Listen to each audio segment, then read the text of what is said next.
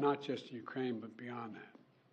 We've all seen the brutality that Putin has inflicted on Ukraine, invading another country, trying to subjugate his neighbors to his iron rule, committing atrocities against Ukrainian civilians, trying to plunge them into the cold and darkness of winter by bombing their electrical grid so they don't have any heat during the winter, or electricity for that matter, kidnapping thousands of Ukrainian children from their parents and families and keeping them in Russia. Russian forces are committing war crimes. It's as simple as that. It's stunning. Who is prepared to walk away from holding Putin accountable for this behavior? Who among us is really prepared to do that? You know, for the better part of 2 years, the brave people of Ukraine have denied Russia a victory on the battlefield.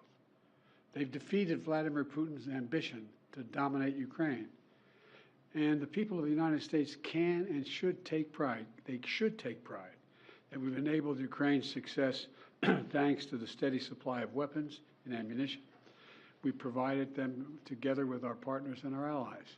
I just did a meeting with the G7, which was one of the issues we discussed. All the European leaders. We are prepared to stay with us, stay with Ukraine. And our European friends are as well. Who in the United States are prepared to walk away from that? I tell you, I'm not prepared to walk away. And I don't think the American people are either. If Putin takes Ukraine, he won't stop there. It's important to see the long run here. He's going to keep going.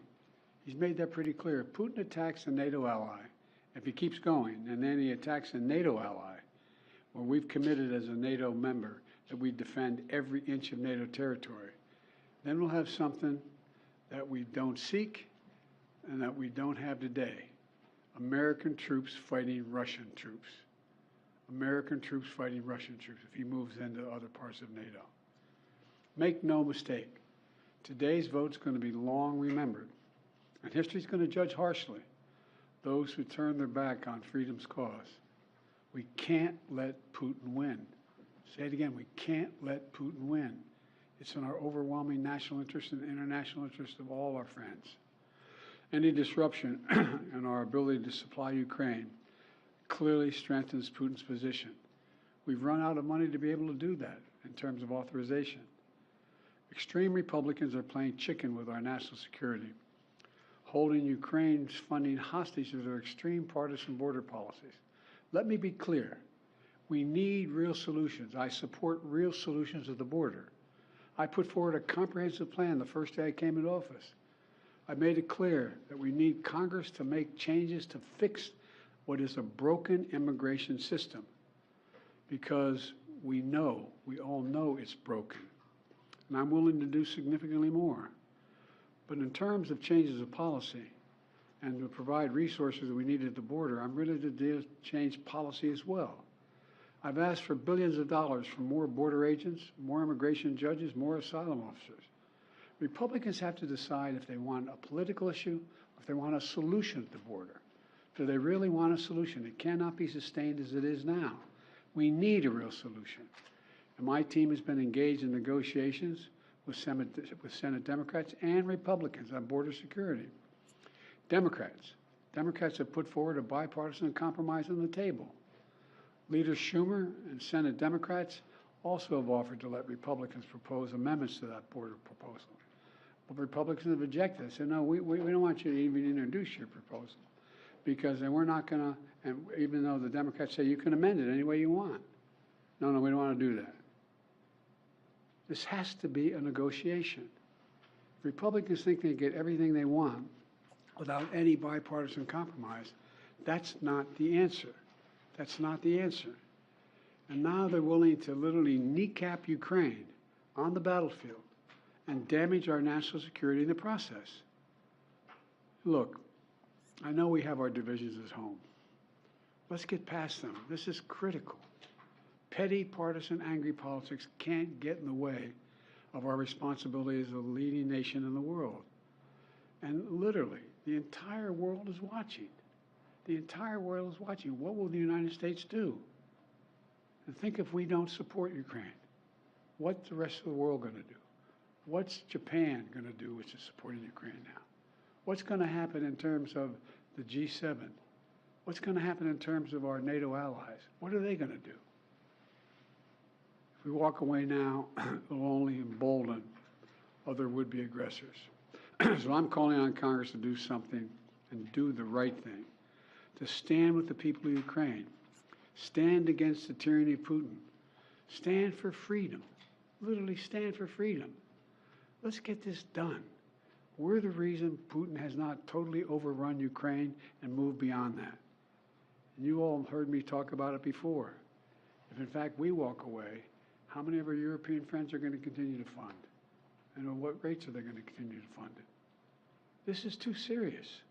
Like I said, I am willing to make significant compromises on the border. We need to fix the broken border system. It is broken. And thus far, I've gotten no response. So I just, we're going to be a vote a little bit later today. We'll know where we go from there. But I wanted to make this comment before the vote, and I'm sure I'll be talking with you after the vote. Thank you very much for listening. Appreciate it. Mr. President, given the current impasse, would you be okay with Democrats willing to put more on border policy to get this current package through? Yes. What would you be okay with Democrats agreeing to? I've already laid out in our negotiations with Langford and others what we're willing to do, significantly more, particularly by starting off equipping the border capacity that we need on the border, from judges to more border security, in addition to making some substantive changes. But they're unwilling to do it. I really thought, I felt good for a while. I thought we were making some real progress.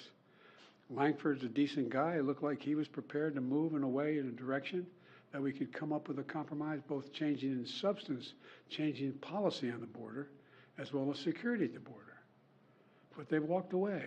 It's take everything we have here, their one proposal, which is extreme, or nothing. In the meantime, the nothing means we don't get any support for our friends and the innocent people of Ukraine. Anyway, I'll talk to you more after the vote. Also China. President Biden on Ukraine and also China. There's polling by the Associated Press that shows that almost 70% of Americans, including 40% of Democrats, believe that you acted either illegally or unethically in regards to your family's business interests. Can you explain to the Americans, amid this impeachment inquiry, why you interacted with so many of your son and brother's foreign business associates? I'm not going to comment on that. I did not, and it's just a bunch of lies. You didn't interact with many of their business associates? I did not. There's lies. What's the Mr. President, do you think there is any Democrat who could defeat Donald Trump other than you? Probably 50 of them. You do believe that there are? I'm not the only one to defeat him, but I will defeat him. Who else do you think could defeat Donald Trump, Mr. President?